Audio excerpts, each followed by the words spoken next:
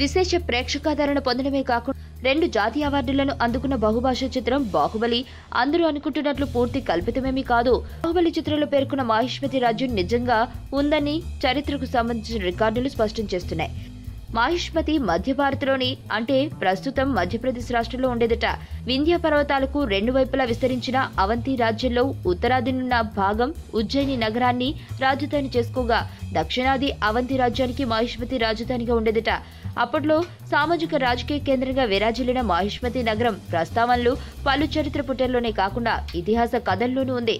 అంతకుముందు మధ్య పశ్చిమ భారతాన్ని పాలించిన హాయ్ హయస్ అనే 5 తెగల సమాఖ్య కూడా మాహిష్మతి నగరాన్ని కేంద్రంగా చేసుకుని పాలించారన్నది వాదన కూడా ఉంది.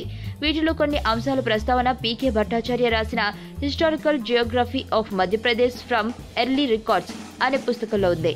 మహాభారతంలోని అనుశాసన పర్వంలో పేర్కొన్న కార్తవీర్యార్జునుడు అంటే మాహిష్మతిని కేంద్రంగా చేసుకుని పరిపాలించిన రాజు హాయ్ అయ్యే అవకాశాలున్నాయని రచయిత భట్టాచార్య పేర్కొన్నారు. సంస్కృతంలో రాసిన హరివంశ సాహిత్యంలో కూడా మాహిష్మతి రాజ్య ప్రస్తావనుంది.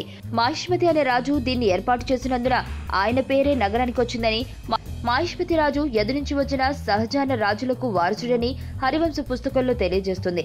మాహిష్మతి రాజు కాకుండా యదు వారసుల్లోనే ఒకరైన ముకుకుండ మాహిష్మతిని ఏర్పాటు చేశారనే మరో వాదన కూడా ఉంది. రఘువంశ పుస్తకంలో కూడా మాహిష్మతి నగర ప్రస్తావన ఉంది. మాహిష్మతి ప్రాంతాన్ని అనుపమ అని కూడా వ్యవహరించేవారని రఘువంశ పుస్తకంలో తెలియజేస్తుంది. హరివంశ రఘువంశ పుస్తకాల్లో పేర్కొన్న ప్రకారం మాహిష్మతి నగరం నర్మదా నది పక్కన కాకుండా రేవా నది పక్కన ఎత్తైన కొండల ప్రాంతాల్లో ఓ ద్వీపంగా ఉన్నట్లు, శివునికి పవిత్ర స్థలమైన మంధాత గ్రామం దానికి సమీపంలోనే ఉన్నట్లు తెలుస్తుంది. మంధాత గ్రామంలో ఇప్పటికీ ఓంకారనాథ ఆలయం ఉంది. మాహిష్మతి నగర ప్రస్తావన మహాభారతంలో కూడా ఉంది. పాండవులు రాజ్యాధికారానికి రాకముందు నీల అనే రాజు మాహిష్మతి రాజ్యాన్ని పాలించాడట. ఆయన కూతురు అగ్నిదేవుడు ప్రేమిస్తాడట. అగ్నిదేవుడిని ముందుగా దండించాలనుకున్న రాజు ఆ తర్వాత అగ్నిదేవుడి శక్తి సామర్థ్యాలు తెలిసి తన రాజ్యానికి రక్షకుడిగా ఉండాల్సిందిగా కోరతాడట. పాండవరాజు యుధిష్ఠరుడు మాహిష్మతి రాజ్యంపై దండయాత్రకు వస్తాడట. కురుక్షేత్ర యుద్ధం సందర్భంగా నీలరాజుకు అగ్నిదేవుడు రథసారథిగా వ్యవహరిస్తాడట. మాహిష్మతి గురించి విష్ణు పురాణంలో కూడా ఈ ప్రస్తావన ఉంది. కార్యవీర్యార్జునుడు మాహిష్మతిని పాలించినప్పుడు రావణాసురుడు యుద్ధానికి వచ్చి ఆయన చేతిలో ఓడిపోతాడని అందులో ఉంది. చరిత్ర ఇతిహాస పుస్తకాల్లో ఉన్న ప్రస్తావన ప్రకారం ఎత్తైన వింధ్య పర్వత ప్రాంతంలో నది ఒడ్డున మాహిష్మతి రాజ్యం ఉన్నట్లు, అది అడవులు జలపాతాలతో నిండి అందాలకు నెలవైనట్లు తెలుస్తుంది. మాహిష్మతి రాజ్యం కోసం పలు యుద్ధాలు జరిగినట్లు, ఆ రాజ్యాన్ని గిరిజనులు కూడా పాలించినట్లు స్పష్టమవుతుంది.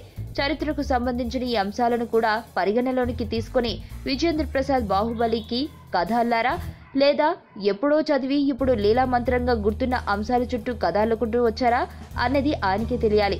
చారిత్రక అంశాలను పరిగణలోనికి తీసుకుని కథ రాసి ఉన్నట్లయితే ఏదో రోజు రాజమౌళి నిర్మించిన మాహిష్మతి రాజ్యం ఆనవాళ్లు పురావస్తు తవ్వకాల్లో బయటపడొచ్చేమో. నా పేరు ధనుష్ రిషి. అందరూ ముద్దుగా దరి అని పిలుస్తుంటారు. దేవుడికి నా పైన ఉన్న క్లారిటీ, నా బ్యాడ్ లక్ ఉన్న గ్రావిటీ నాకు చిన్నప్పుడే అర్థమైంది. నా లైఫ్లో లక్ ఫ్యాక్టర్ రాంగ్గా ఉండొచ్చు, కానీ లవ్ ఫ్యాక్టర్ మాత్రం చాలా స్ట్రాంగ్గా ఉంది. ఒక మనిషి చేయి చూసి తన జాతకం మొత్తం చెప్పేయగలను.